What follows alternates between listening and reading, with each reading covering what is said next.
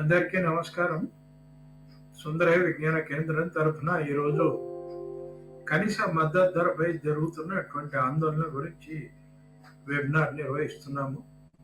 ఇందులో తెలంగాణ రైతు సంఘం ప్రధాన కార్యదర్శి సాగర్ గారు మాట్లాడతారు. వారు 30 నిమిషాలు మాట్లాడతారు. ఆ తర్వాత ప్రశ్నలకు సమాధానాలు చెప్తారు. గత 48 రోజులుగా హర్యానా, పంజాబ్ సరిహద్దుల్లో ఉండేటువంటి నహౌరీ అనేటువంటి ఖకౌరీ అనేటువంటి చోట జగదీష్ సింగ్ దల్లేవాల్ అనే రైతు నాయకుడు ఆమరణ నిరాహార దీక్ష చేస్తున్నాడు. పంటలకు మినిమం సపోర్ట్ ప్రైజ్ అనేటువంటిది దాని మీద ఓ చట్టం చేయాలని, అది జాతీయ స్థాయిలో చట్టం ఉండాలి అనేటువంటి అంశం మీద ఆయన ఆందోళన చేస్తున్నాడు. గతంలో కూడా ఈ రైతులు ఆందోళన చేశారు ఢిల్లీ సరిహద్దుల్లో. ప్రభుత్వం ఆ ఆందోళన తర్వాత తను తేదలుచుకున్నటువంటి 3 వ్యవసాయ బిల్లుల్ని ఉపసంహరించుకుంది. కానీ వాటిని మళ్ళీ తిరిగి తీసుకురావాలనేటువంటి ప్రయత్నం జరుగుతుంది. దానికి వ్యతిరేకంగా అదేవిధంగా కేంద్ర స్థాయిలోనే ఒక కనీస ధరలు నిర్ణయించి ప్రకటించేటువంటి ఒక చట్టబద్ధమైన విధానం ఉండాలి అనేది రైతు సంఘం రైతు నాయకుడి యొక్క ఆందోళన. 48 రోజులైంది కనుక ఆయన వైటల్స్ అన్నీ కూడా పడిపోతున్నాయి బాడీలో, అంటే ప్రాణాధారాలు అన్నీ కూడా దిగజారిపోతున్నాయి. బీపీ తగ్గిపోతుంది. ఆయనను కూర్చోబెట్టే స్థితిలో కూడా లేరు. ఆయన బరువు కూడా తూచడానికి వీల్లేని స్థితిలో ఉంది. ఎందుకంటే ఆయన నిలబడలేడు, కూర్చోబెట్టడానికి కూడా లేదు. కూర్చోబెడితే బీపీ పెరిగిపోతుంది. ఏ క్షణంలో అయినా కార్డియాక్ అరెస్ట్ రావచ్చు, గుండె పోటు ఎదురయ్యి గుండె ఆగిపోవచ్చు అని డాక్టర్లు చెప్తున్నారు. కేంద్ర ప్రభుత్వం మాత్రం చాలా నిర్లక్ష్యంగా వ్యవహరిస్తుంది. రైతు నాయకుడి చావుతో తమకు ఎటువంటి ఆందోళన లేదు అన్నట్టుగా కేంద్ర ప్రభుత్వం వ్యవహరిస్తుంది. రైతు నాయకుడు ఒక్కటిదే కాదు, దేశవ్యాప్తంగా ఉన్నటువంటి రైతుల సమస్య ఇది. మినిమం సపోర్ట్ ప్రైస్ రాక అనేక చోట్ల రైతులు చాలా నష్టాలకు గురవుతున్నారు. రాష్ట్రాల వారీగా కూడా చాలా తేడాలు ఉంటున్నాయి. పంజాబ్లో లభించేటువంటి ధర బీహార్లో లభించట్లేదు. అదేవిధంగా ఇతర రాష్ట్రాల్లో కూడా చాలా తేడాలు ఉంటున్నాయి. వివిధ పంటలకు, అన్ని పంటలకు మద్దతు ధర ప్రకటించాలి అనేటువంటి డిమాండ్ కూడా ఉంది. ప్రభుత్వం ఎందుకని ఇంత నిర్లక్ష్యం వహిస్తుంది? కారణం ఏంటి? నిజంగా రైతులు ఆరోపిస్తున్నట్టుగా ఈ మొండి పట్టు కేవలం పెద్ద కంపెనీలకు వాళ్ళు తేలిగ్గా ధాన్యాన్ని కానీ లేకపోతే ఇతర పంటల్ని కొని భారీ ధరలకు అమ్ముకోవడానికి ప్రభుత్వం తోడ్పడుతుందా? ఏమిటి ప్రభుత్వ ఉద్దేశం అనేటువంటి అంశాన్ని చర్చించడానికి ఈరోజు మనం వెబినార్ నిర్వహిస్తున్నాము. మొదట సాగర్ గారు మాట్లాడతారు. ఆ తర్వాత మీరు ప్రశ్నలు వేయదలుచుకున్నటువంటి వాళ్ళు ప్రశ్నలు వేయవచ్చు. దానికి కూడా వారు సమాధానం చెప్తారు. ఇప్పుడు సాగర్ గారికి విజ్ఞప్తి ఏంటంటే మీరు ప్రసంగం ప్రారంభించాల్సిందిగా కోరుతున్నాను. సోషల్ మీడియా వీక్షకుల అందరికీ, అదే రకంగా సమన్వయకర్తగా ఉన్నటువంటి వినయ్ గారికి అందరికీ నమస్కారం. కేంద్ర ప్రభుత్వం గతంలో తీసుకొచ్చినటువంటి 3 వ్యవసాయ చట్టాలు, 2020లో తీసుకొచ్చినటువంటి 3 వ్యవసాయ చట్టాలకు వ్యతిరేకంగా దేశవ్యాప్తంగా 13 నెలల పాటు సుదీర్ఘమైనటువంటి పోరాటం జరిగింది. ఈ కాలంలో దాదాపు 750 మంది ప్రాణాలు బలిదానం చేశారు. ఎండలో, చలిలో, తీవ్రమైనటువంటి వర్షం వచ్చినటువంటి సమయంలో కూడా లక్షలాది మంది ఢిల్లీ సరిహద్దుల్లో మోహరించి పోరాటాన్ని చివరి దాకా కొనసాగించారు. ఈ పోరాటానికి మొత్తం దేశంలో ఉండేటువంటి రైతాంగము, రైతు అభిమానులు, కార్మిక సంఘాలు, ప్రజా సంఘాలు, వివిధ రాజకీయ పార్టీలు పరోక్షంగా ప్రత్యక్షంగా మద్దతునిచ్చినాయి.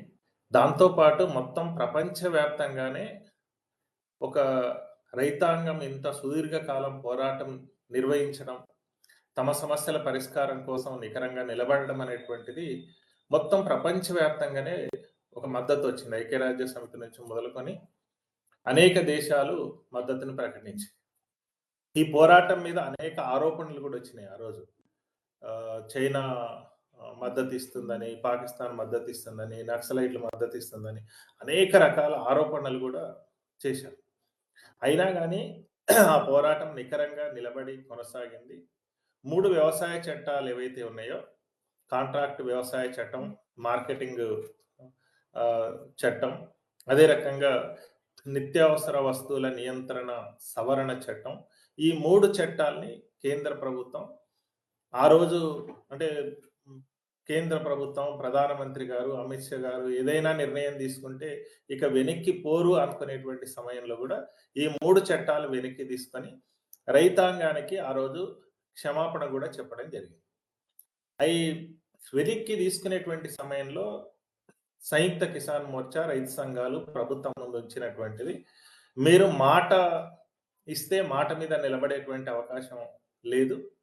ఎందుకనంటే గతంలో ఎన్నికల మేనిఫెస్టోలో మీరు పెట్టారు, మొదటి 2014 ఎన్నికలలో 300 సభలలో మీరు ప్రత్యక్షంగా మాట్లాడారు. అయినా కానీ కనీస మద్దతు ధరల గురించి మాట్లాడమంటే సుప్రీంకోర్టుకే మీరు అఫిడవిట్ ఇచ్చేటప్పుడు మేము అట్లాంటిది ఏమీ చెయ్యము అనేటువంటి రాతపూర్వకంగా సుప్రీంకోర్టుకే చెప్పారు. కాబట్టి ఈరోజు మీరు 3 వ్యవసాయ చట్టాలు వెనక్కి తీసుకుంటున్నాము అని అంటే నమ్మేటువంటి పరిస్థితి లేదు అని చెప్పిన తర్వాత, ఎక్కడైతే ఒక 5 కేంద్రాలలో ప్రధానంగా శిబిరాలుగా ఉండి దీక్షలు కొనసాగుతున్నాయో అక్కడ సింగు బార్డర్ దగ్గరికి కేంద్ర ప్రభుత్వం రాతపూర్వకంగా తీసుకెళ్లి ఇంకో రాతపూర్వకంగా హామీని ఇస్తున్నాం, మీ ఉద్యమాన్ని విరమించండి అని చెప్పి చెప్పారు 2021 డిసెంబర్ 9వ తేదీన. దాని తర్వాత ఆ రోజు రాతపూర్వకంగా ఇచ్చినటువంటి హామీలు ఏవైతున్నాయో కనీస మద్దతు ధరలకు చట్టం చేయాలి, అదే రకంగా మొత్తం దేశంలోనే రుణ విమోచన, అంటే రైతాంగం రుణానికి సంబంధించినటువంటి విషయంలో రుణబారిన పడి ఆత్మహత్యలు కొనసాగుతున్నాయి, వాటిని ఆపాలనంటే రుణ విమోచన చట్టం కావాలని, ఆ రకమైనటువంటి దాంతో పాటు రుణమాఫీ కూడా చేయాలనేటువంటిది ఆ రోజు రైతాంగం పెట్టినటువంటి డిమాండ్. దానికి వారు అంగీకరించారు. అదే రకంగా ప్రధానమంత్రి ఫసల్ బీమా యోజన ఏదైతే ఉందో ఆ బీమా పథకము రైతాంగానికి ఉపయోగపడే విధంగా లేదు, అది కార్పొరేట్లకు ఉపయోగపడే విధంగా ఉంది, దాన్ని మార్చాలని చెప్పి ఆ రోజు డిమాండ్ పెట్టడం జరిగింది. తర్వాత విద్యుత్ సవరణ బిల్లుకు సంబంధించి కూడా స్పష్టమైనటువంటి హామీని ఇచ్చారు. రైతాంగంతో చర్చించకుండా పార్లమెంటులో పెట్టము అని చెప్పారు. ఈ కాలంలో చూసినప్పుడు ఏమైనా కదలిక ఉందా అనేటువంటిది పరిశీలన చేస్తే మద్దతు ధరలకు సంబంధించినటువంటి విషయంలో కమిటీని వేస్తామని చెప్పి ప్రారంభంలో కమిటీని వేశారు. కమిటీ వేస్తే 29 మందితో కమిటీ వేస్తే 26 మంది కార్పొరేట్లకు అనుకూలంగా ఉండేటువంటి వాళ్ళని పెట్టి కేవలం 3 మాత్రమే రైతు సంఘాల ప్రతినిధులు పెడతామనేటువంటి నిర్ణయాన్ని ఆ రోజు కేంద్ర ప్రభుత్వం తీసుకున్నది. అందుకనే ఇది మేము 3 మాత్రమే దాంట్లో ఉంటే నిర్ణయాత్మకమైనటువంటి పాత్ర, కనీసం అభిప్రాయాలు చెప్పేటువంటి అవకాశం కూడా ఉండదు, కాబట్టి దీన్ని మేము తిరస్కరిస్తున్నాం అనేటువంటిది ఆ రోజు రైతు సంఘాల ప్రతినిధులు చెప్పినటువంటి. ఇప్పుడు 21 పోయింది, 22 పోయింది, 23 పోయింది, 24 పోయింది, ఇప్పుడు 2025 సంవత్సరానికి వచ్చింది, మళ్ళీ ఎన్నికలు కూడా అయిపోయాయి. కానీ ఆ రోజు రైతాంగానికి రాతపూర్వకంగా ఇచ్చినటువంటి ఏ ఒక్క హామీని నెరవేర్చేటువంటి ప్రయత్నం చేయలేదు.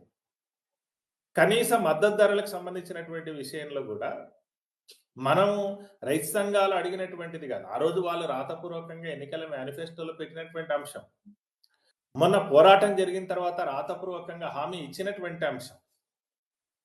చాలా మంది అనుకుంటుంటారు ఏంటి మద్దతు ధరలు అనేటువంటి నిర్ణయం జరుగుతుంది కదా ప్రతి సంవత్సరం అనేటువంటిది కూడా చర్చ జరుగుతుంది. అక్కడక్కడ బీజేపీ నాయకులు మేము వచ్చిన తర్వాతనే బాగా మద్దతు ధరలు పెంచామనేటువంటి మాట కూడా చెప్తున్నారు. వాస్తవం ఏంటి, స్వామినాథన్ కమిటీ సూచన చేసింది ఏంటి అని అన్నప్పుడు ఆయన రైతుల ఆత్మహత్యల పరంపర కొనసాగుతుంది మొత్తం భారతదేశం. ఇప్పుడు కూడా ఇంత ఆధునికమైనటువంటి యాంత్రీకరణ జరిగిన తర్వాత, విత్తనాలు అధునాతనమైనటువంటి విత్తనాలు వచ్చిన తర్వాత, ఫర్టిలైజరు పెస్టిసైడ్స్ వచ్చిన తర్వాత ఉత్పాదకత పెరిగిన తర్వాత ఉత్పాదకత చూస్తే గణనీయంగా పెరిగింది. ఇంత పెరిగిన తర్వాత కూడా రైతుల ఆత్మహత్యల పరంపర కొనసాగుతాం. ఇప్పుడు కూడా ఏటా 10 నుంచి 12, 13 వేల మంది రైతుల ఆత్మహత్యలు కొనసాగుతాం. ఇది ఆగాలి. ఇది ఆగాలని అన్నప్పుడు రైతులకు కనీసమైనటువంటి మిగులు ఉండాలి. మిగులు ఉండాలనంటే ఎక్కడ నష్టం జరుగుతుంది? ఉత్పాదకతలో నష్టం లేదు. ఉత్పత్తి బాగా పెరిగింది. గతంలో ఒక 5, 10 బస్తాలు పండేటువంటిది ఈరోజు 50, 60 బస్తాల దాకా ఎకరానికి ధాన్యం దిగుబడి వస్తుంది. నువ్వు ఏ పంటనైనా తీసుకో, అన్ని పంటల్లో దిగుబడి అనేటువంటిది పెరిగింది. ఇంత దిగుబడి పెరిగిన తర్వాత కూడా పంటను పండించేటువంటి రైతు, ఈ దేశానికి అన్నం పెడుతున్నటువంటి అన్నదాత, ఆయన ఆత్మహత్య చేసుకొని చనిపోతున్నాడు. కుటుంబాన్ని వదులుతున్నాడు. తనకి ఇష్టంగా ప్రేమిస్తున్నటువంటి ఆ వ్యవసాయాన్ని, పొలాన్ని, పశువుల్ని వదిలేసి ఏ చీడపీడల్ని చంపడానికి తీసుకొచ్చినటువంటి ఆ పురుగు మందులు ఉన్నావో అవే పురుగు మందులు అదే వ్యవసాయ పొలంలో తాగి ఆత్మహత్య చేసుకొని చనిపోతున్నాడు.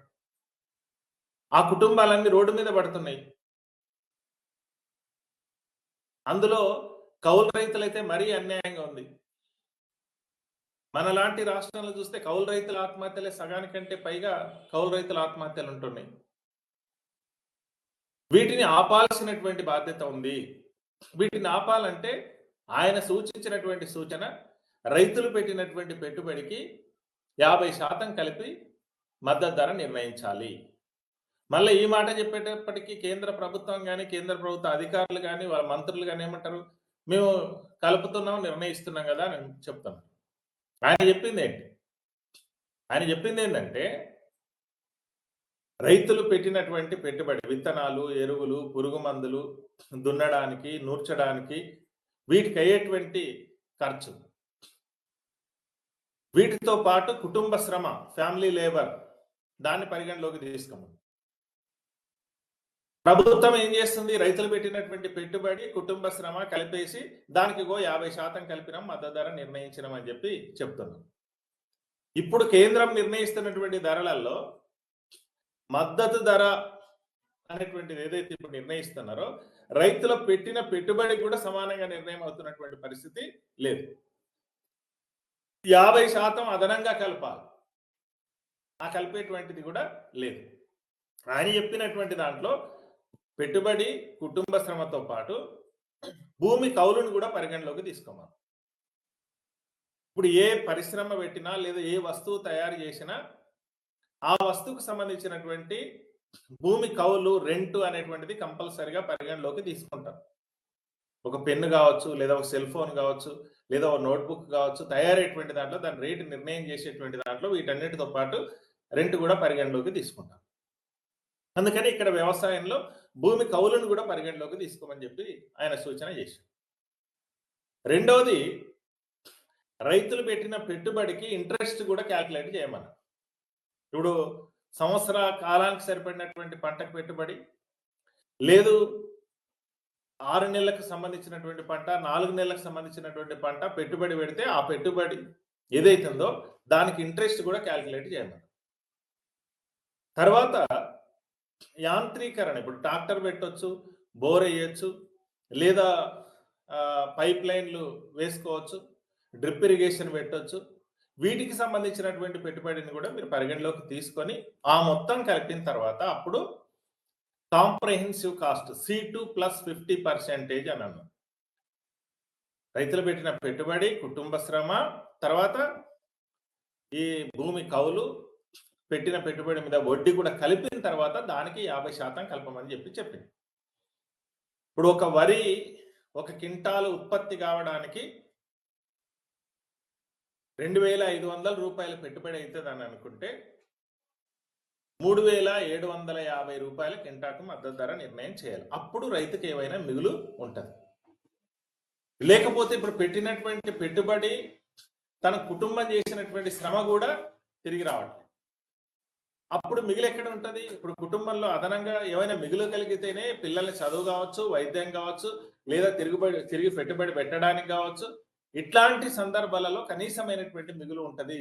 లేకపోతే రైతులు ఏటా అప్పుల బారిన పడిపోయేటువంటి అవకాశం ఉంటుంది కాబట్టి ఆ రకంగా మద్దతు ధర నిర్ణయించమని చెప్పి నిర్ణయించడమే కాదు, ఇప్పుడు మళ్ళీ నిర్ణయించడం అని అంటే నిర్ణయిస్తున్నవి కూడా ఉన్నాయి కదా, ఎక్కువ తక్కువ నిర్ణయం అయితే జరుగుతుంది కదా అనేటువంటి అంశం కూడా వస్తుంది. అది కాదు, అడిగినటువంటి అంశం ఏంటంటే నిర్ణయించినటువంటి మద్దతు ధరకు చట్టబద్ధత కూడా కావాలని చెప్పి ఇప్పుడు రైతు సంఘాలన్నీ దేశవ్యాప్తంగా అడుగుతున్నటువంటివి, ఆందోళన చేసినటువంటిది చట్టబద్ధత కావాలని అడుగుతాం. చట్టబద్ధత అయితే ఏంటి, అదనంగా ఇప్పుడు నిర్ణయిస్తున్నారు కదా, చట్టబద్ధత అయితే వచ్చి అదనపు ప్రయోజనం ఏంటి అనేటువంటి చూసినప్పుడు ఇప్పుడు మనకి ఇక్కడ 7,521 రూపాయలు పత్తికి క్వింటాలకు ధర నిర్ణయించింది ఈ సంవత్సరం. నువ్వు ఎనిమామల మార్కెట్కి వెళ్ళినా లేదా ప్రైవేటు మార్కెట్లో ప్రైవేటు పత్తి మిల్లుల దగ్గర పత్తి కొనుగోలు చేస్తున్నటువంటి సందర్భంలో 5,000 కొంటున్నారు, 4,000 కొంటున్నారు, 4,500 కొంటున్నారు. వాళ్ళు ఇష్టానుసారంగా పత్తి రేటు తగ్గించి కొనుగోలు చేస్తారు. వరి కూడా అంతే. నువ్వు 2,300 మద్దతు ధర ఉంటే ఐకేపీ కేంద్రాల్లో లేదా మార్కెటింగ్ లేదా సొసైటీల దగ్గర కొనుగోలు కాకుండా బయట రైస్ మిల్లుల దగ్గరికి డైరెక్ట్గా తీసుకెళ్తే 1,800 కొనే వాళ్ళు ఉన్నారు, 1,900 కొనే వాళ్ళు ఉన్నారు, 2,000 కొనుగోలు చేసేటువంటి వాళ్ళు ఉన్నారు. కాబట్టి మనం దృష్టిలో పెట్టుకోవాల్సింది ఏంటంటే చట్టం కనుక చేయకపోతే ప్రైవేట్గా అమ్ముకోవడానికి కొనుగోలుకు గ్యారంటీ లేకపోతే ప్రైవేట్లో అమ్ముకునేటప్పుడు రేటు వాళ్ళు ఇష్టానుసారంగా నిర్ణయించి కొనుగోలు చేస్తున్నారు. దీనికి అడిగే నాతులు లేదు, అడిగేదానికి అవకాశం కూడా లేదు. ఎందుకు మద్దతు ధర అమలు చేయవు అని. అందుకనే దీనికి చట్టబద్ధత కావాలని చెప్పి ఈరోజు దేశవ్యాప్తంగా ఉన్నటువంటి రైతు సంఘాలు అడుగుతున్నాయి. దానికోసమే కొట్లాడుతారు. కానీ ఆ చట్టబద్ధమైనటువంటి కనీస మద్దతు ధరలు కొనుగోలుకు గ్యారంటీ చేస్తూ ఇవ్వాలనేటువంటిది ఏదైతుందో దాని గురించి ఈ ఇన్ని సంవత్సరాల కాలంలో రాతపూర్వకంగా హామీ ఇచ్చినటువంటి ఈ కాలంలో ఒక్క అడుగు కూడా ముందుకేసినటువంటి పరిస్థితి లేదు. పైగా ఆ రోజు 3 వ్యవసాయ చట్టాలను ఎప్పుడైతే రద్దు చేశారో ఈరోజు మళ్ళీ వ్యవసాయ మార్కెట్ ముసాయిదాని మళ్ళీ ఈరోజు విడుదల చేసింది కేంద్ర ప్రభుత్వం. అంటే ఆ రోజు వ్యవసాయ మార్కెట్లని రద్దు చేస్తూ తీసుకొచ్చినటువంటి చట్టం ఏదైతుందో దాన్ని వ్యతిరేకిస్తే దాన్ని వెనక్కి తీసుకుంటే అదే స్థానంలో మళ్ళీ ఇప్పుడు తీసుకొని వచ్చారు. ఏంటి దీని అర్థం? వ్యవసాయ మార్కెట్లు రద్దు చేసేస్తే కొనుగోలు అనేటువంటిది లేకుండా పూర్తిగా ప్రైవేట్ వాళ్ళకి అప్పచెప్తే వాళ్ళ ఇష్టానుసారంగా కొనుగోలు చేస్తారు. బీహార్ లాంటి రాష్ట్రంలో ఆ పని చేశారు 2006లోనే. కాబట్టి అక్కడ రైతాంగానికి కనీస మద్దతు ధర లేదు, 1,000-1,200 అమ్ముకుంటున్నటువంటి పరిస్థితి ఉంది. అందుకనే ఇది కంప్లీట్గా ఒకవైపు కనీస మద్దతు ధరల చట్టం కావాలని అడుగుతుంటే దాన్ని చేయకపోగా ఇప్పుడు మళ్ళీ ముసాయిదాను తీసుకొని వచ్చేసి రైతాంగానికి ఉండేటువంటి కనీసమైనటువంటి అవకాశాన్ని కూడా లేకుండా చేసేటువంటి ప్రయత్నం కేంద్ర ప్రభుత్వం కొనుక్కున్నది. మరోవైపు రుణ విమోచన చట్టం అడుగుతాం. రైతాంగానికి రుణాల మాఫీ చేయమని అడుగుతాం. ఇప్పుడు మనలాంటి రాష్ట్రంలో లేదా ఉమ్మడి రాష్ట్రంలో, ఉమ్మడి ఆంధ్రప్రదేశ్లో రుణ మాఫీ జరుగుతుంది. దాంట్లో ఎక్కువలు తక్కువలు ఉన్నాయి, కొంత మాఫీ జరుగుతుంది, ఎంతో కొంత రైతాంగానికి ఉపశమనం ఉంటుంది. ఈ మాట అంటే చాలా మందికి అన్ని డబ్బులు ఎక్కడున్నాయని చెప్పి మాట్లాడుతుంది. బడా కార్పొరేట్ సంస్థలకు, వేళ్ల మీద లెక్క పెట్టగలిగినటువంటి వాళ్ళకు, అదానీలు, అంబానీలు, టాటాలు, వీళ్ళందరికీ 18 లక్షల కోట్ల రూపాయలు ఈ కాలంలో మాఫీ చేశారు. ఎవరి మీద? వీళ్ళ మీద లెక్క పెట్టగలిగినటువంటి వాళ్ళకు. అరే రైతాంగము ఈ దేశానికి అన్నం పెడుతున్నటువంటి అన్నదాత ప్రాణాలు బలిపెడుతున్నాడు, వీళ్ళకి మాత్రం ఎంత ఉంటుంది అప్పు? 1,00,000 రూపాయలు ఉంటుంది, 50,000 ఉంటుంది, లక్షలాది మంది. ఇంకో మాట కూడా చూడాలి, ఈ దేశంలో ఈ రోజుకి ఇంత అభివృద్ధి చెందుతున్నటువంటి ఈ సమయంలో కూడా 100కి 52 మందికి ఉపాధిని చూపిస్తున్నటువంటి రంగం ఏది అంటే వ్యవసాయ రంగం. ఇంతమందికి ఉపాధిని చూపిస్తున్నటువంటి రంగానికి ఏమో రుణమాఫీ చేయడానికి చేతులు రావడం లేదు. అదే బడా కార్పొరేట్ సంస్థలకు మాత్రం రుణాలు మాఫీ చేస్తున్నారు. దీంట్లోనే మేము అడిగింది ఏంటి, మొత్తం దేశవ్యాప్తంగా ఉన్నటువంటి రైతు సంఘాలు అడిగినటువంటి అంశం ఏంటి, దీంట్లో దేశవ్యాప్తంగా ఉన్నటువంటి రైతులందరూ అడిగినటువంటి అంశం ఏంటంటే, మొత్తం మళ్ళా చాలా తేడాలు కూడా ఉన్నాయి రైతు సంఘాలలో, అభిప్రాయాల్లో, విధానపరమైనటువంటి అంశాల్లో కూడా భిన్నాభిప్రాయాలు ఉన్నాయి. కానీ ఈ దేశంలో రైతుల ఆత్మహత్యలు నివారణ చేసేదానికోసం ఒక రుణ విమోచన చట్టం, రుణ విమోచన కమిషన్ ఉన్నటువంటిది కేరళ రాష్ట్రంలో ఉంది, వామపక్షాల నాయకత్వంలో ఉన్నటువంటి కేరళ రాష్ట్రంలో. అలాంటి చట్టాన్ని భారతదేశ వ్యాప్తంగా తీసుకురావాలి. స్వచ్ఛంద సంస్థలు కూడా ఉన్నాయి, చాలా భిన్నమైనటువంటి అభిప్రాయాలు కూడా ఉంటాయి. కానీ బెటర్గా ఈరోజు దేశంలో ఏ రాష్ట్రంలో అమలు చేస్తుంది రుణ విమోచన చట్టం అని అంటే కేరళ రాష్ట్రంలో ఉంది. అట్లాంటి చట్టం భారతదేశ వ్యాప్తంగా కావాలని అడుగుతుంది. ఏం చేస్తుంది? ఒక రుణ విమోచన కమిషన్, గతంలో బీఆర్ఎస్ ఉన్నప్పుడు తెలంగాణ రాష్ట్రంలో కూడా కమిషన్ వేశారు. ఒక ఐదుగురు కమిషన్ సభ్యులు ఉన్నారు, ఒక ఆఫీస్ పెట్టారు మాసాబ్ ట్యాంక్ దగ్గర, ఏ పని చేయలేదు. కానీ కేరళలో దాన్ని అమలు చేస్తున్నారు. ఎవరైనా అప్పుల బారిన పడి ఒక జిల్లాలో, ఆ జిల్లాలోని ఒక మండలంలో పలానా 4 గ్రామాలలో ఒక 10 మందో 20 మందో రైతులు అప్పుల బారిన పడి కుటుంబాలు తీవ్రమైనటువంటి ఇబ్బందులు ఉన్నాయంటే ఈ కమిషన్ అక్కడికి వెళ్తారు. ఏ అప్పులు ఉన్నాయి, ప్రభుత్వ అప్పులా, ప్రైవేట్ అప్పులా, ఎంతున్నాయి, వెంటనే ఆ అప్పులన్నింటినీ ప్రభుత్వం తన ఖాతాలోకి జమ చేసుకుంటుంది. అంటే రుణ విముక్తి చేస్తారు, వాళ్ళని రుణాల నుంచి విముక్తి చేసేస్తారు. అప్పుడు వాళ్ళ కొత్తగా ప్రభుత్వ బ్యాంకులో, సహకార బ్యాంకుల నుంచి కొత్తగా అప్పులు వస్తాయి, వ్యవసాయాన్ని నడుపుకునేటువంటి అవకాశం ఉంటుంది. అంటే ఆ కుటుంబాల్లో అయితే ఆత్మహత్యల బారి నుంచి కాపాడేటువంటి అవకాశం ఉంటుంది. దీంట్లో ఎవరు వస్తారు? రైతులు వస్తారు, కౌలు రైతులు వస్తారు, వ్యవసాయ కూలీలు వస్తారు, చేతి వృత్తిదారులు వస్తారు. ఇది నిబంధన. మన దగ్గర తెలంగాణ రాష్ట్రంలో పెట్టినటువంటి అప్పుడు కూడా అది పని చేయలేదు. కానీ ఇవే అంశం. అంటే వ్యవసాయం మీద ఆధారపడి వ్యవసాయ అనుబంధంగా పనిచేసేటువంటి వాళ్ళందరినీ కూడా దీని నుంచి కాపాడే దానికోసం ప్రయత్నం చేస్తారు. అందుకనే కేరళ తరహాలో రుణ విమోచన చట్టం కావాలని చెప్పి ఈరోజు దేశవ్యాప్తంగా ఉన్నటువంటి రైతు సంఘాలు అడుగుతారు. ఈ అంశాన్ని పరిష్కారం చేయడానికి పూనుకోవడం లేదు. అదే రకంగా పంటల బీమా, ప్రధానమంత్రి ఫసల్ బీమా యోజన ఏదైతుందో అది రైతాంగానికంటే కూడా బీమా కంపెనీలకు ఉపయోగం జరుగుతుంది.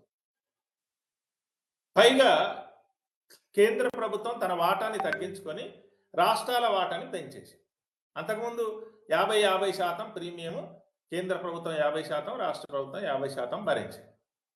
అది కేంద్రం తన వాటాని తగ్గించుకొని రాష్ట్రాల వాటా ఎప్పుడైతే పెంచేసిందో 8 రాష్ట్రాలు ప్రధానమంత్రి ఫసల్ బీమా యోజన పథకం నుంచి బయటకు వచ్చినాయి, ఇంక్లూడింగ్ గుజరాత్.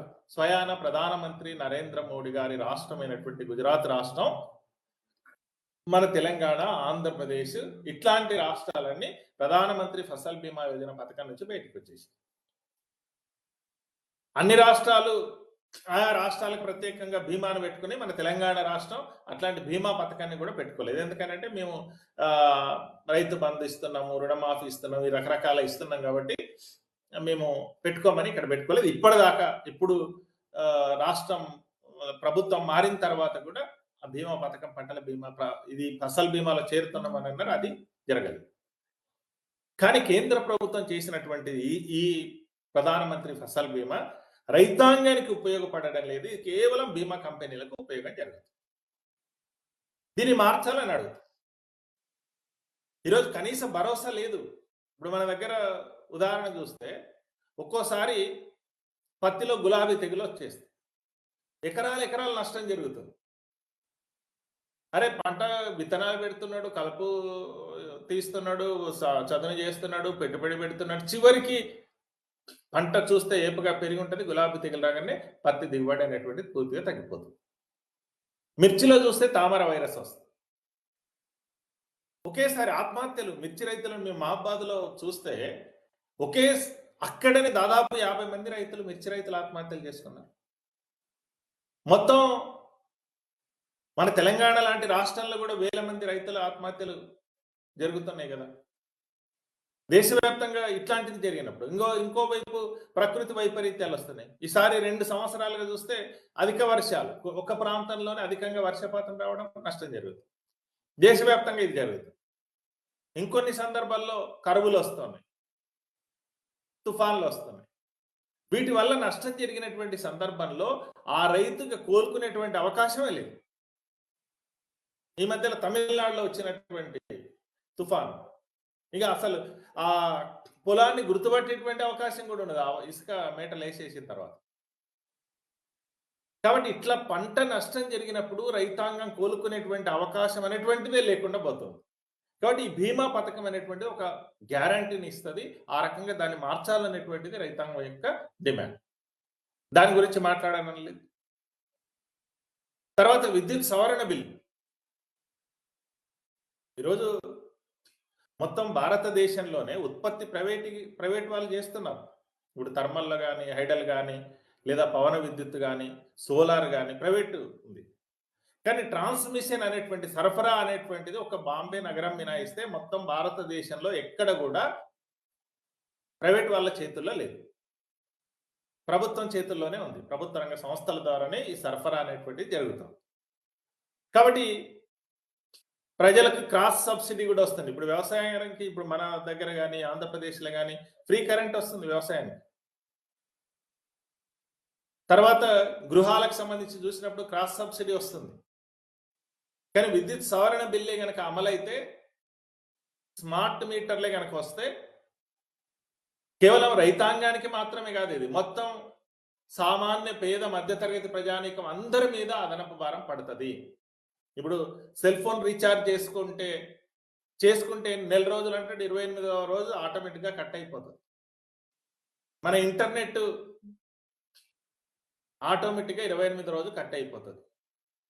మన టీవీలు కేబుల్ 28వ రోజు ఆటోమేటిక్గా కట్ అయిపోతుంది. అట్లనే ఈ విద్యుత్ సవరణ బిల్లే కనుక అమలైతే అదే రకంగా ఉంటుంది. నువ్వు డబ్బులు రీఛార్జ్ చేసుకుంటే కరెంట్ వస్తుంది, లేకపోతే లేదు.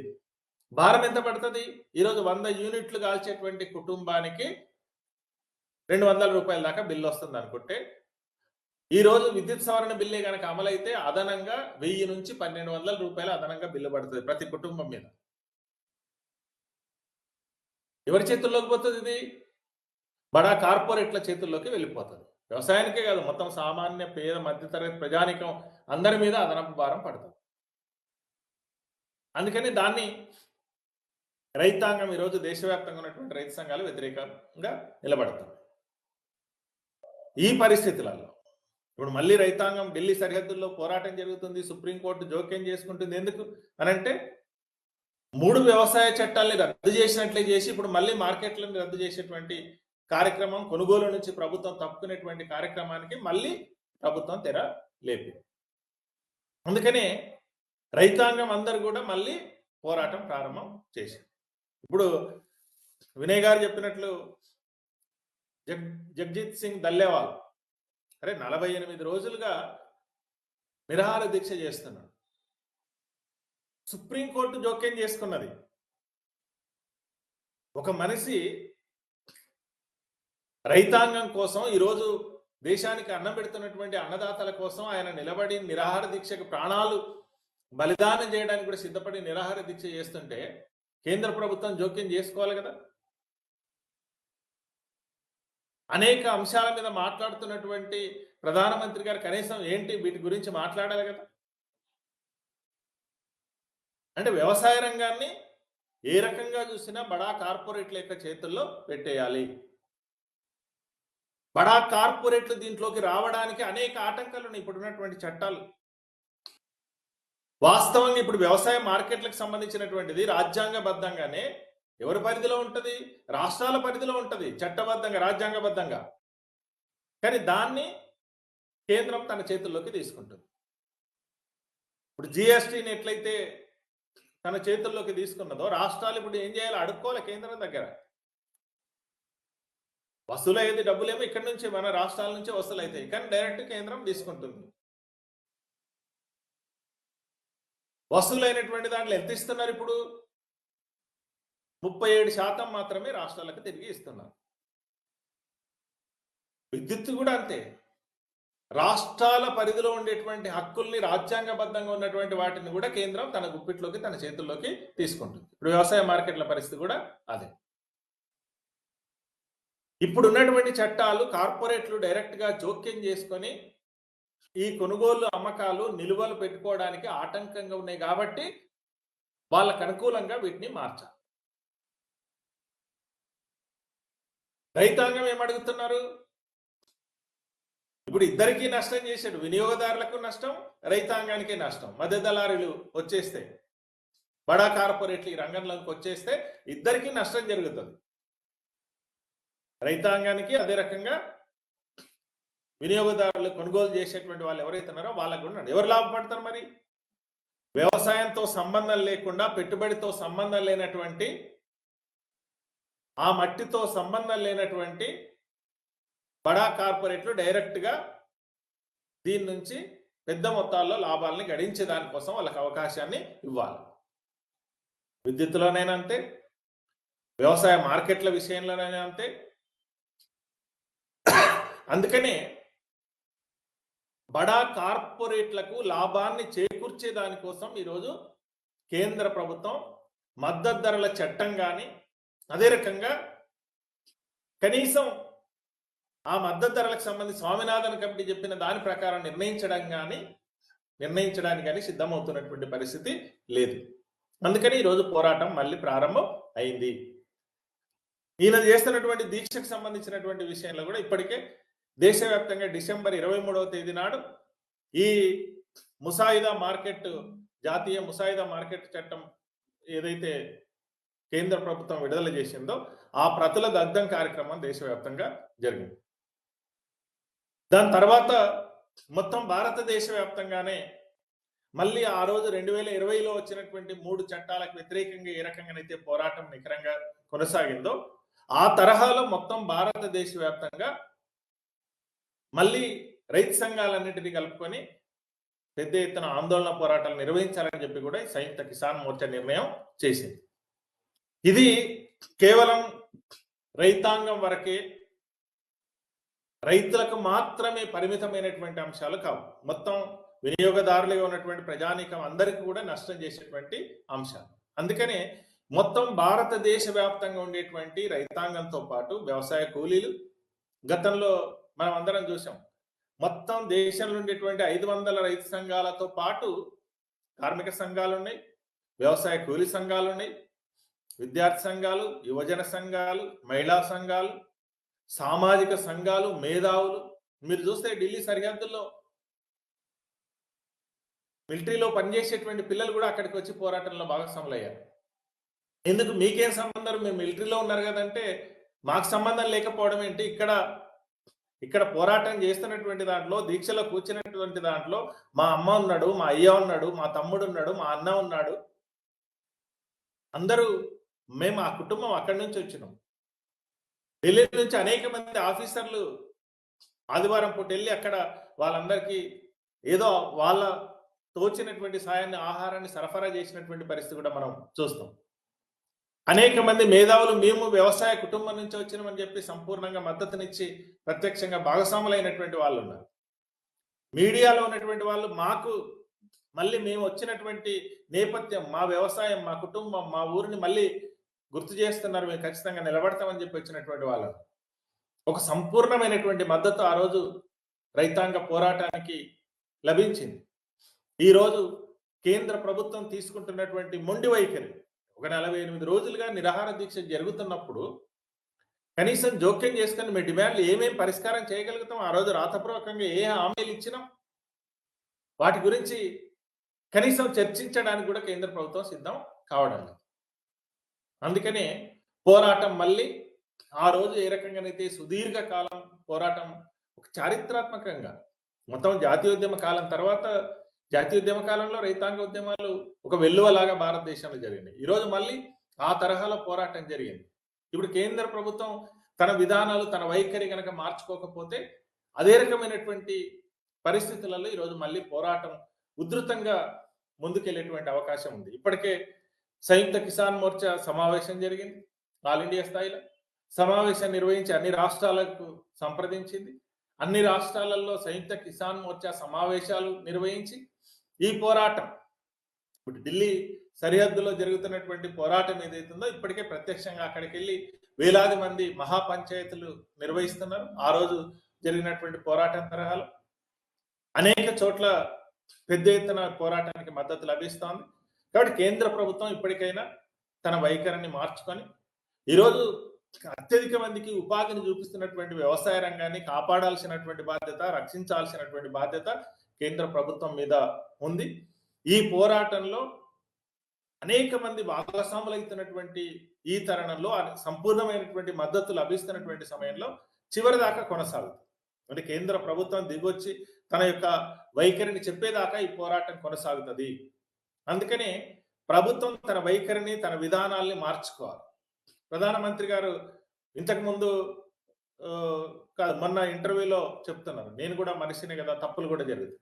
ఖచ్చితంగా రైతాంగం పట్ల వాళ్ళు చేసినటువంటి పొరపాటు ఏదైతే ఉందో ఆ పొరపాటుని సరిదిద్దుకోవాల్సినటువంటి బాధ్యత ప్రభుత్వం మీద ఉంది. సరిదిద్దుకొని వాళ్ళు రాతపూర్వకంగా ఇచ్చినటువంటి హామీలు ఏవైతున్నావో వాటిని నెరవేర్చే దిశగా చర్యలు తీసుకోవాలి. లేకపోతే కనుక ఈ పోరాటం మరింత ఉధృతంగా జరిగేటువంటి అవకాశం ఉంది. దాంతో పాటు మేము కోరుతున్నటువంటిది ఏంటంటే అనేక రాష్ట్ర ప్రభుత్వాలు కూడా ఉన్నాయి. రాష్ట్ర ప్రభుత్వాలు తమ బాధ్యత ఏంటి? కేంద్రం ఏ ముసాయిదా పంపితే ఆ ముసాయిదాని అమలు చేసేదానికి గతంలో బీఆర్ఎస్ వాళ్ళు స్టార్టింగ్ లో ఒకసారి బాగానే ఉన్నాయి 3 చట్టాలు అన్నారు. తర్వాత పోరాటంలో ప్రత్యక్షంగా పాల్గొని ఒక సందర్భంలో మొత్తం భారత్ బంద్ జరిగినటువంటి సందర్భంలో వాళ్ళు మంత్రులతో సహా భాగస్వాములైనటువంటి పరిస్థితి ఉంది. ఇప్పుడు ఇక్కడ కాంగ్రెస్ అధికారంలో ఉంది. ఇప్పుడు ఏపీలో తెలుగుదేశం అధికారంలో ఉంది. ఇవి ఇప్పుడు తీసుకొస్తున్నటువంటి ఈ ముసాయిదా ఏవైతున్నాయో రాష్ట్రాల హక్కులు కూడా హరించబడతాయి. కేవలం రైతులే కాదు, రాష్ట్రాల హక్కులు కూడా హరించేటువంటి ఇట్లాంటి నిర్ణయాల్ని ప్రభుత్వాలు వ్యతిరేకించకుండా, భాగస్వాములు కాకుండా ఖచ్చితంగా ఆ రకంగా కేంద్రం తీసుకొస్తున్నటువంటి నిర్ణయాలు ఇప్పుడు భాగస్వాములు కాకుండా, ఇప్పుడు వ్యతిరేకించకుండా ఫైనల్ గా వచ్చేటప్పటికి ఇది నష్టం చేస్తుంది అని అంటే ఉపయోగం లేదు. రైతాంగ ఉద్యమాలు జరుగుతున్నప్పుడే, దీన్ని ప్రతిఘటన జరుగుతున్నప్పుడే వాళ్ళ యొక్క వైఖరిని స్పష్టం చేసి వీటికి మద్దతుగా నిలబడాల్సినటువంటి అవసరం ఉంది. ఆ రకంగా నిలబడగలిగినప్పుడు, నికరంగా నిలబడగలిగినప్పుడు రాష్ట్రాల హక్కుల్ని కాపాడుకోవడం, అదే రకంగా రైతాంగం యొక్క హక్కుల్ని కూడా కాపాడేటువంటి అవకాశం ఉంటుంది. ఇప్పుడు స్మార్ట్ మీటర్లతో ఉంది. గతంలో బీఆర్ఎస్ అసెంబ్లీలోనే తీర్మానం చేసేసింది, మేము విద్యుత్ సవరణ బిల్లు కనుక మీరు అమలు చేయకపోతే మీకు అవకాశం ఇస్తున్నటువంటి, మీకు రావాల్సినటువంటి నిధులకు సంబంధించినటువంటి దాంట్లో కోత పెడతామని చెప్పి భయపెట్టారు. అయినా ఆ రోజు నిలబడ్డారు వాళ్ళు. ఇప్పుడు అదే జగన్ స్మార్ట్ మీటర్లు రైతుల పొలాలలో పెట్టడానికి సిద్ధపడ్డారు ఆ రోజు జగన్ ప్రభుత్వం. ఈరోజు ఆ రకమైనటువంటి వైఖరితో నిలబడగలిగితేనే రాష్ట్రాల హక్కులు, రాజ్యాంగబద్ధంగా ఉన్నటువంటి రాష్ట్రాల హక్కులు కూడా నిలబడేటువంటి అవకాశం ఉంటుంది. ఆ దిశగా అందరికి కూడా విజ్ఞప్తి చేస్తున్నాం. తెలంగాణ రాష్ట్రంలో ఉండేటువంటి రైతులు, రైతు అభిమానులు, వ్యవసాయ రంగానికి సానుకూలంగా ఉండేటువంటి వారందరూ కూడా భవిష్యత్తులో జరిగేటువంటి ఈ పోరాటంలో కూడా భాగస్వాములు కావాల్సినటువంటి అవసరం ఉంటుంది. ఆ రకంగానే కేంద్రం తీసుకుంటున్నటువంటి ఈ నిర్ణయాల్ని ప్రతిఘటించేటువంటి అవకాశం ఉంటుంది. ఆ దిశగా భాగస్వాములు కావాలని చెప్పి మీకు అందరికి నేను విజ్ఞప్తి చేస్తూ ముగిస్తున్నాను. ధన్యవాదాలు. సాగర్ గారు, ధన్యవాదాలు. ఇప్పుడు మనకి వివిధ రాజకీయ పార్టీలకు కూడా రైతు సంఘాలు ఉన్నాయి. అదేవిధంగా ఇండిపెండెంట్ గా పనిచేసే రైతు సంఘాలు కూడా ఉన్నాయి.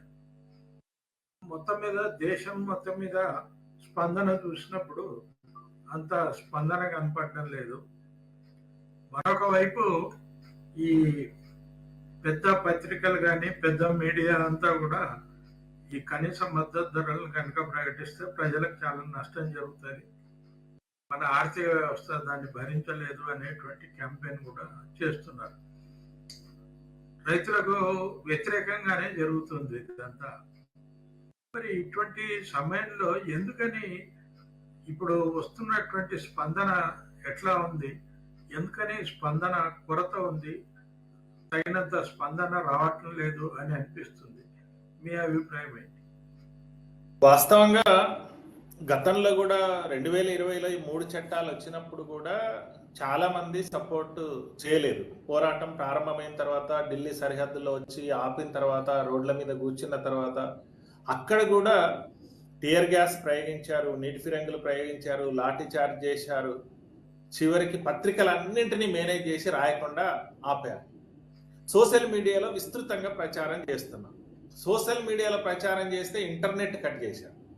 అక్కడ నీళ్లు ఇవ్వకుండా ఆపారు, కరెంటు ఆపేశారు. తీవ్రమైనటువంటి చలిలో వర్షం వచ్చినప్పుడు అక్కడ తెచ్చుకున్నటువంటి ఆహార ధాన్యాలు అన్ని తడిసిపోయినప్పుడు కూడా మొత్తం కరెంటుని వాటర్ని కూడా ఆపేసినటువంటి పరిస్థితి ఉంది.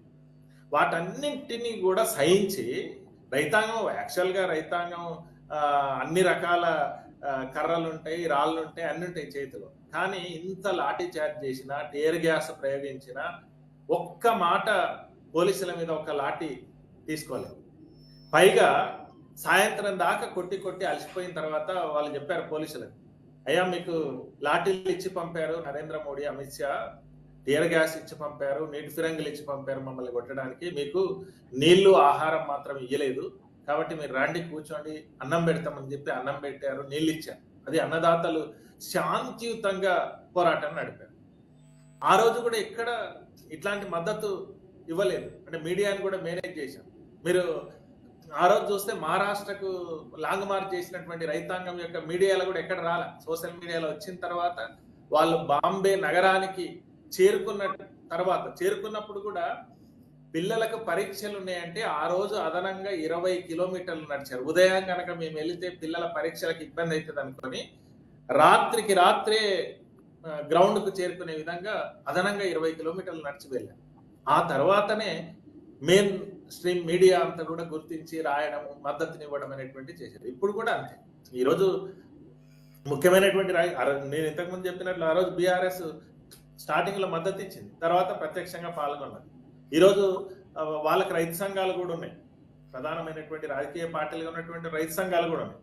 వాళ్ళు కూడా స్పందించినటువంటి పరిస్థితి ఇప్పటిదాకైతే లేదు. ఇప్పుడు వాళ్ళు స్పందిస్తారనేటువంటి ఆశాభావంతోనే ఉన్నాం. ముఖ్యమైనటువంటి రైతు సంఘాలు లేదా రాజకీయ పార్టీలు కనీసం మద్దతుని మెయిన్ స్ట్రీమ్ మీడియా కూడా ఆ రకమైనటువంటి వైఖరిని తీసుకుంటుంది. అంటే వాళ్ళు మేనేజ్ చేయగలుగుతారు, ఇంతకాలం మేనేజ్ చేయగలిగితే అంతకాలం మేనేజ్ చేస్తారు. అంతర్జాతీయమైనటువంటి మద్దతు ఆ రోజు వచ్చింది, ఈరోజు దాన్ని ఆపేదాని కోసం ప్రయత్నం చేస్తుంది. రెండవది, ఇతర ప్రాంతాలలో ఇట్లా ఉత్తర భారతదేశంలోనే దీని ప్రభావం అధికంగా కనబడుతుంది. ఆ రోజు కూడా కనబడేది, ఈ రోజు కూడా కనబడుతుంది. అక్కడ ఏంటంటే హర్యానాలో, పంజాబ్లో సేకరణ, ఇప్పుడు వరి కానీ గోధుమలు కానీ డైరెక్ట్ గా కేంద్ర ప్రభుత్వమే సేకరిస్తుంది. ఈ ముసాయిదా వచ్చిన వెంటనే ఇమ్మీడియట్ ఎఫెక్ట్ అయ్యేది వాళ్ళ మీద. ఇప్పుడు మనలాంటి రాష్ట్రాలలో కూడా గతంలో ఫుడ్ కార్పొరేషన్ ఆఫ్ ఇండియానే సేకరణ చేసేది. రాజశేఖర రెడ్డి ప్రభుత్వం ఉన్నప్పుడు మీ సేకరణ మొత్తం ఎక్కువ కొనుగోలు కేంద్రాలు పెట్టట్లేదు, మా రైతులు ఇబ్బందులు పడతారు, కాబట్టి మేము కొనుగోలు చేసి మేము ఫుడ్ కార్పొరేషన్ ఆఫ్ ఇండియాకి ఇస్తామనేటువంటి ఆ రోజు వైఖరి తీసుకున్నారు. అది కంటిన్యూ అవుతుంది మన మీద, అంటే ఇమ్మీడియట్ గా ఆ ఎఫెక్ట్ కనబడుతుంది. రెండవ వైపు ఏంటంటే, ఇప్పుడు దక్షిణ భారతదేశంలో ప్రభుత్వం ఏదైనా కావచ్చు, కానీ అనివార్యంగా రైతాంగానికి సంబంధించినటువంటి అంశాల్లో కొన్ని సానుకూలమైనటువంటి నిర్ణయాలు తీసుకోవాల్సిన పరిస్థితి. ఇప్పుడు గతంలో బీఆర్ఎస్ రైతు బంధించింది, ఎకరానికి పంటకు 5,000. ఇప్పుడు వీళ్ళు రైతు భరోసా మేనిఫెస్టోలో పెట్టినంత ఇవ్వకపోయినా 6,000 ఎకరాకు పంటకు 6,000 రూపాయలు ఇస్తామనే నిర్ణయాన్ని తీసుకోవాల్సి వచ్చింది. వాళ్ళ ఇష్టాలతో సంబంధం లేకుండానే ఇప్పుడు 21,000 కోట్ల రూపాయలు మాఫీ చేయాల్సి వచ్చింది. అంటే అనివార్యమైనటువంటి కొనుగోలుకు సంబంధించి కూడా చూస్తే బీఆర్ఎస్ ఉందా కాంగ్రెస్ ఉందా కాదు. ఇప్పుడు వరి కొనుగోలు కేంద్రాలు ఉన్నాయనుకోండి, దాదాపు 6,000 కొనుగోలు కేంద్రాలు పెట్టి కొనుగోలు చేయాల్సిందే వరి, అనివార్యం. ఇప్పుడు అన్ని సేకరణ చేసిందా లేదా అనేటువంటి దాంతో నిమిత్తం లేకుండా ఇప్పుడు కందులైనా, పెసరైనా, మొక్కజొన్నలైనా కొనుగోలు చేయాలి.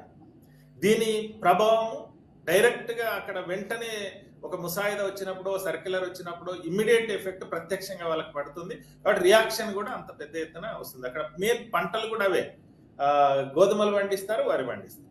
వానాకాలం వరి పండిస్తే సెకండ్ క్రాప్ లో గోధుమలు ఎక్కువగా పండిస్తారు. కాబట్టి ఈ రెండు డైరెక్ట్ గా కేంద్రం సేకరణే చేసేది. అందుకని కూడా ఈ స్పందనలో తేడా ఉంది. ఖచ్చితంగా రైతాంగం నిలబడతారు, పోరాడతారు నికరంగా. మద్దతు ఈ రోజు ఇస్తారా రేపు ఇస్తారా అనివార్యంగా ప్రభుత్వాలు కూడా ఇవ్వాలి. రాష్ట్రాల హక్కులు పోతున్నాయి కాబట్టి అనివార్యంగా మద్దతుని ఇవ్వాల్సినటువంటి పరిస్థితి కూడా ఏర్పడుతుంది అనేటువంటిదే భావిస్తుంది.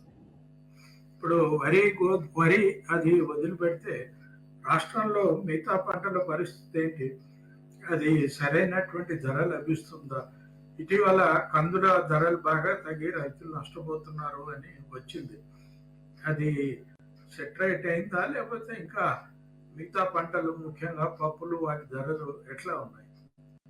వాస్తవంగా తెలంగాణ రాష్ట్రానికి సంబంధించి ఎన్నికల మేనిఫెస్టోలో రాష్ట్ర ప్రభుత్వం పెట్టిన దాంట్లో 6 పంటలకు బోనస్ ప్రకటన చేశారు. 6 పంటలలో కేవలం ఇప్పుడు జనరల్ గా చూస్తే వరికి మాత్రమే, వరిలో కూడా సన్న వడ్లకు మాత్రమే బోనస్ వాళ్ళు క్వింటాల్కి 500 రూపాయలు నిర్ణయం చేశారు. వాస్తవం ఏంటంటే వరి, పత్తి, మొక్కజొన్న, తర్వాత సోయా, జొన్నలు, వీటన్నింటికి కూడా కందులు, వీటన్నింటికి 6 పంటలకు బోనస్ ఇస్తామని చెప్పి ఎన్నికల మేనిఫెస్టోలో రాతపూర్వకంగా పెట్టింది. వీటి గురించి ప్రస్తావన లేదు. తర్వాత 4 పంటలకు మీ మద్దతు ధర ఉండేటట్లు చూస్తామన్నారు. అందులో పసుపు, మిర్చి, చెరుకు, తర్వాత ఎర్రజొన్న, ఈ 4 పంటలకు మద్దతు ధర ఉంటుంది అన్నారు. వీటి గురించి అసలు ప్రస్తావన చేయడం లేదు ప్రభుత్వం. కొనుగోలుకు సంబంధించినటువంటి విషయంలో, తర్వాత బోనస్ విషయం, ఈ 2 అంశాలకు సంబంధించినటువంటి విషయంలో ప్రభుత్వం ఒక వరి, సన్నవడ్లకు తప్ప మిగతా ఈ 6 పంటల బోనస్ కానీ 4 పంటల మద్దతు ధర కానీ మాట్లాడడం, జోక్యం చేసుకోవడం. తర్వాత కందులకు సంబంధించినటువంటి విషయంలో మద్దతు ధర కంటే అదనంగా లభించింది మన దగ్గర. మొత్తం పప్పులు మన తెలంగాణ రాష్ట్రంలో ఎంత పండించినా మనకు కూడా దిగుమతి చేసుకోవాల్సింది, మనకు సరిపడినంత లేవు. మద్దతు ధర కంటే కూడా అదనంగా లభించేది. ప్రభుత్వం కొనుగోలు కేంద్రాలు సక్రమంగా నడిస్తే ప్రైవేట్ వాళ్ళు అంతకంటే ఎక్కువ పెట్టి రేటు పెట్టుకునేవాళ్ళు. కానీ ప్రభుత్వ కొనుగోలు కేంద్రాలు లేట్ చేయడము, అక్కడ లోకల్గా వచ్చేటప్పటికి ప్రైవేటు వ్యాపారులు వీళ్ళు కుమ్మక్ కావడం వల్ల సకాలంలో వీళ్ళు కొనుగోలు చేయరు. సకాలంలో కొనుగోలు జరగక సకాలంలో డబ్బులు వేయకపోవడం వల్ల ప్రైవేట్లో తక్కువ అమ్ముకుంటున్నటువంటి పరిస్థితి వచ్చింది. దాని నుంచి అక్కడక్కడ రైతు సంఘాలు, అక్కడ ఉండేటువంటి లోకల్ ఎమ్మెల్యేలు ఒత్తిడి ఫలితంగా జోక్యం చేసుకున్నప్పుడు వీటి నుంచి వస్తుంది. ఇప్పుడు వేరుశనగ వస్తుంది మార్కెట్కి, వేరుశనగ కూడా సడన్ గా పడిపోతుంది. ఇప్పుడు వేరుశనగ నూనె కూడా మనకు ఇది ఇతర ప్రాంతాల నుంచి దిగుమతి చేసుకుంటున్నటువంటి పరిస్థితి మన దగ్గర ఉంది.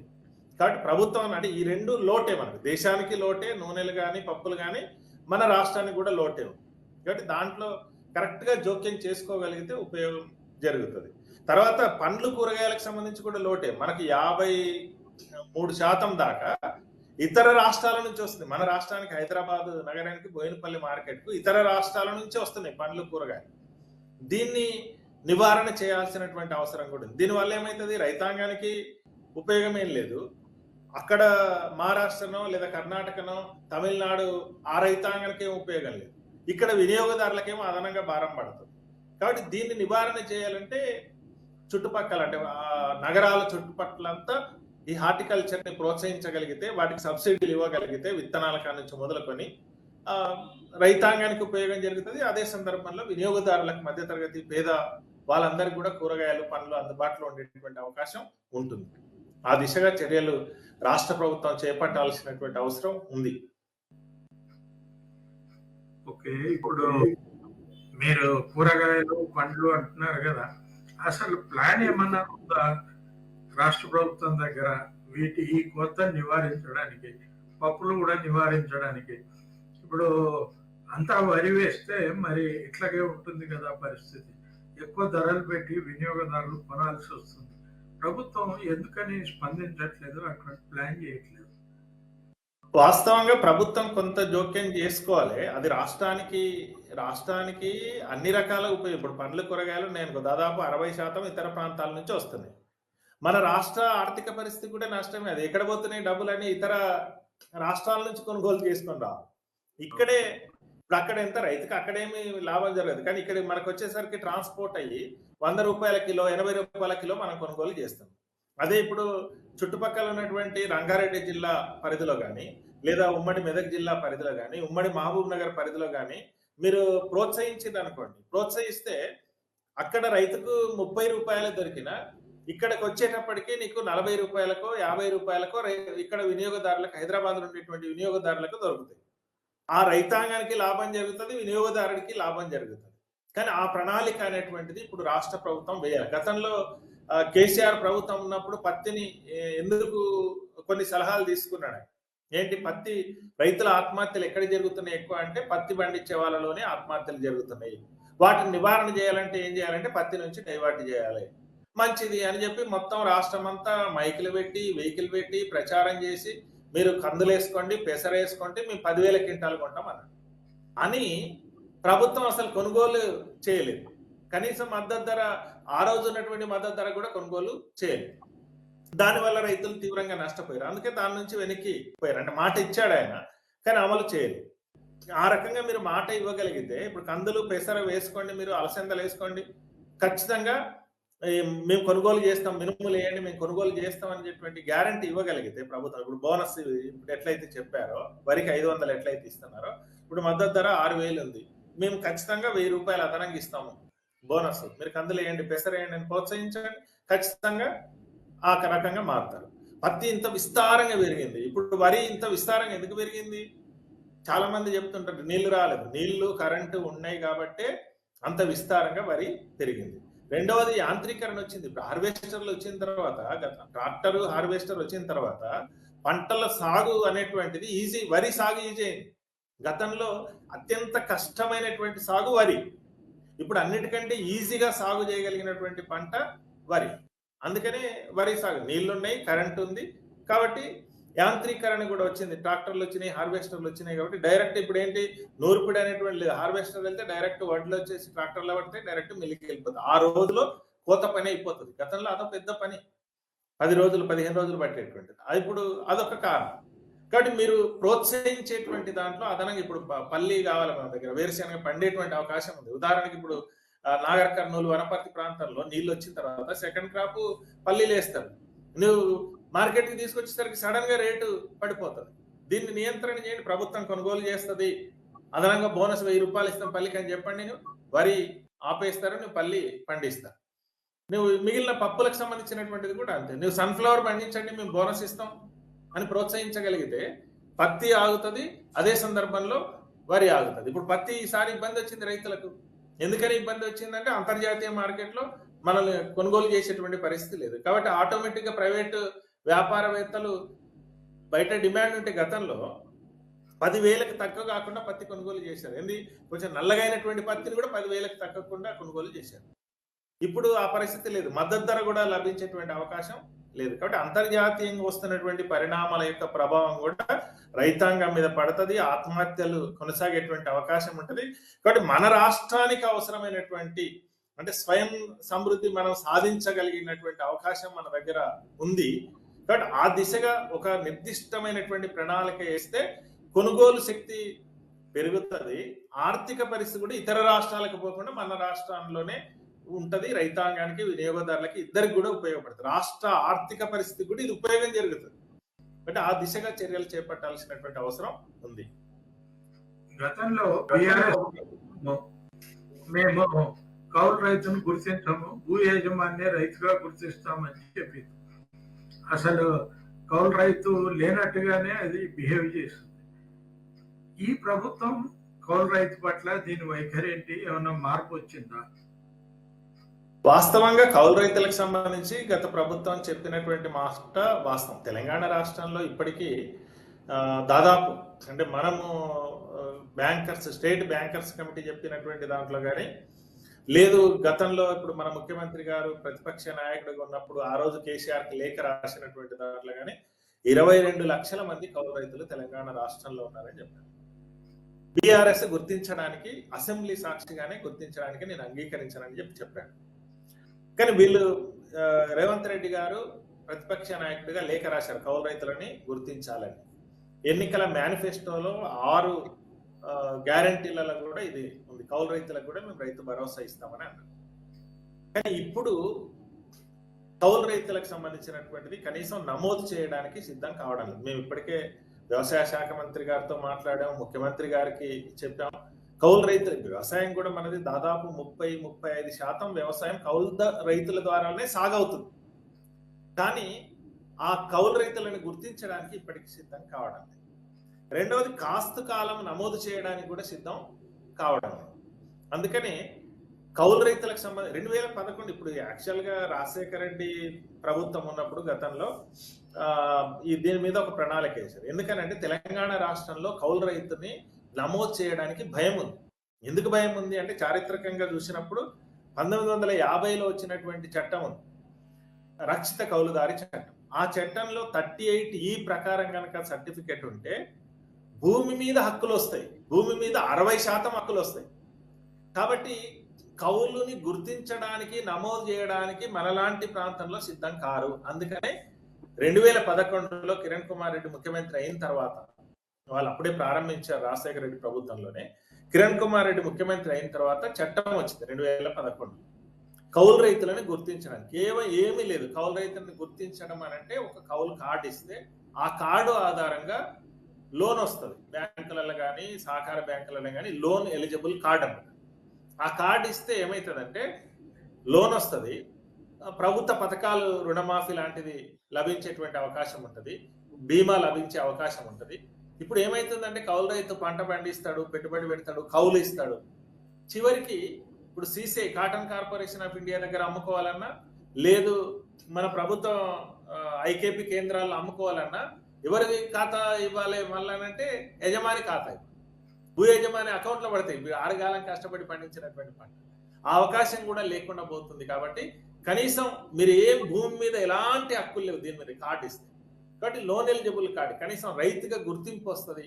రైతు ఇప్పుడు బీమా ఉంది అనుకోండి, ఆ బీమా కూడా లభించేటువంటి అవకాశం ఉంటుంది. కాబట్టి ఆ రకంగా కార్డులు ఇవ్వమని మనము అడుగుతున్నాం. ఇప్పటిదాకా అయితే స్పందించలేదు రాష్ట్ర ప్రభుత్వం. ఇప్పుడు వచ్చే కాలంలోనైనా ఆ రకమైనటువంటి ప్రయత్నం చేస్తారేమో చెప్పి చూడాలి. ఖచ్చితంగా ఆ రకమైనటువంటి ఒత్తిడి చేసేటువంటి ప్రయత్నం మాత్రం రైతు సంఘాల తరఫున జరుగుతుంది. ఇప్పుడు రైతు భరోసా పథకంలో చిన్న సన్నకారు రైతులకు కాకుండా మొత్తం రైతులకు అందరికి కూడా, అంటే భూ యజమానులందరికీ కూడా రైతు భరోసా ఇచ్చేటట్టుగానే కనబడుతుంది ప్రభుత్వ వైఖరి. సరే, పడవ భూములకు, రియల్ ఎస్టేట్ చేసినటువంటి ప్లాట్లు వేసిన భూములకు వాటికి ఇవ్వలేదు, గతంలో ఇచ్చారు, మేము ఇవ్వము అని అంటున్నారు. కానీ నిజంగా ఈ ప్రభుత్వం అట్లా చేయగలదా? పడవ భూముల్ని గుర్తించి వాటికి రైతు భరోసా ఇవ్వకుండా ఉండగలదా? అట్లాగే రియల్ ఎస్టేట్ ఎక్కడైతే రాళ్ళు బాతింటారో వాటిని గుర్తించి వాటికి ఇవ్వకుండా ఉండే అవకాశం ఉందా? అది ఈ ప్రభుత్వం చేయగలదా? వాస్తవంగా చేసే అవకాశం ఉంది, చెయ్యొచ్చు, పెద్ద కష్టం కాదు. యాక్చువల్గా ప్రభుత్వం అనుకుంటే ఇప్పుడు అగ్రికల్చర్ ఎక్స్టెన్షన్ ఆఫీసర్లు ఉన్నారు మనకు. 5,000 ఎకరాలకు ఒక అగ్రికల్చర్ ఎక్స్టెన్షన్ ఆఫీసర్ ఉంటాడు. ఒక్క 4 రోజులు చాలు అక్కడ వెళ్ళి ఏ పంటలు, అది కూడా అవసరం లేదు. ఇప్పుడు మన వ్యవసాయ శాఖ దగ్గర సెకండ్ క్రాప్ ఎంత వేస్తారనేది లెక్క ఉంది మన దగ్గర. ఏమి సెకండ్ క్రాప్ వేసేటువంటి దాంట్లో వడ్లు వేస్తారు, ఇప్పుడు వేరుశెనగ వేస్తారు, అక్కడక్కడ పెసలు వేస్తారు, కుసుమలు వేస్తారు, ఇవన్నీ లెక్క ఉంది మన దగ్గర. ఆ లెక్క ప్రకారం ఇప్పుడు మహబూబ్ నగర్ ఉంది అనుకోండి, ఇప్పుడు నాగర్ కర్నూలు, వనపర్తి, ఇప్పుడు నారాయణపేట ప్రాంతం ఉందండి. ఎక్కడ పండిస్తారు పంట? బోర్లు ఉన్న దగ్గర సెకండ్ క్రాప్, తర్వాత చెరువుల కింద నీళ్లు ఉంటే మాత్రమే పంట, కాలువలు కూడా లేవు. ఈ లెక్క ఉంది మన దగ్గర. రెండవది రియల్ ఎస్టేట్కి వెళ్ళినటువంటి దాంట్లో నాలా కన్వర్షన్ ఆ లెక్క ఉంది. రోడ్లకు పోయినటువంటి భూసేకరణ ఇవన్నీ ప్రభుత్వం సేకరించిందే ఉంది. ఇవన్నీ ఏం లేకపోయినా అగ్రికల్చర్ ఎక్స్టెన్షన్ ఆఫీసరు ఒక 2 రోజులు టైం ఇస్తే ఏ సర్వే నంబర్లో ఎన్ని ఎకరాలు సాగులో ఉంది, ఎన్ని ఎకరాలు సాగులో లేదనేటువంటి లెక్క వస్తుంది. పెద్ద కష్టమేం కాదు, ఇది చేయాలి. మనం అడిగింది ఏంటంటే ప్రభుత్వానికి ఇప్పుడు ఎకరాల లిమిట్ విషయంలో కూడా చర్చ వచ్చింది.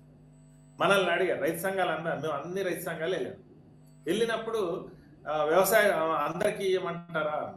సాగులో ఉన్న వాళ్ళందరికీ ఇవ్వమనే మన వైఖరి. ఎందుకు ఇవ్వమంటున్నా? సాగులో ఉన్న వాళ్ళకు, సాగులో ఇప్పుడు 20 ఎకరాలు, ఇప్పుడు మీకు వినయ్ కుమార్ గారికి 20 ఎకరాలు ఉంది, ఆయన హైదరాబాద్ లో ఉంటాడు, సాగు చేయడు.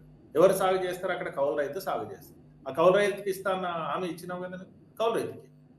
కాబట్టి సాగులో ఉన్నటువంటి భూములకు ఇస్తే భూస్వాములకు పోతుంది అనేటువంటిది కూడా కరెక్ట్. భూస్వాములకు మనం ఏమన్నా కౌలు రైతులు 22 లక్షల మంది కౌలు రైతులు ఉన్నారు. 30 to 35% ల్యాండ్ ఈరోజు టెనెంట్ ఫార్మర్స్ కల్టివేట్ చేస్తున్నారు. కాబట్టి ఖచ్చితంగా సాగులో ఉన్నటువంటి భూమికి ఇస్తే కనుక నష్టం లేదు, కౌలు రైతుకు చెందుతాయి కాబట్టి మళ్ళీ ఇప్పుడు జనరల్ గా మీరు రైతు సంఘాలు కూడా ఎట్లా చెప్తారా, ఎకరాల లిమిట్ పెట్టారా, భూస్వాములకి ఏమన్నా అట్లా కౌలు రైతుకి అక్కడ ఎవరు సాగు చేసేది అయితే కౌలు రైతు చేస్తాడుగా అక్కడ ఖచ్చితంగా.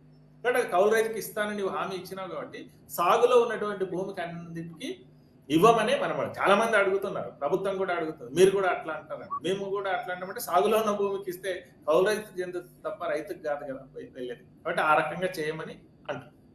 థ్యాంక్ యూ సాగర్ గారు. చాలా మంది సూపర్ అన్న అని కామెంట్లు పెట్టారు.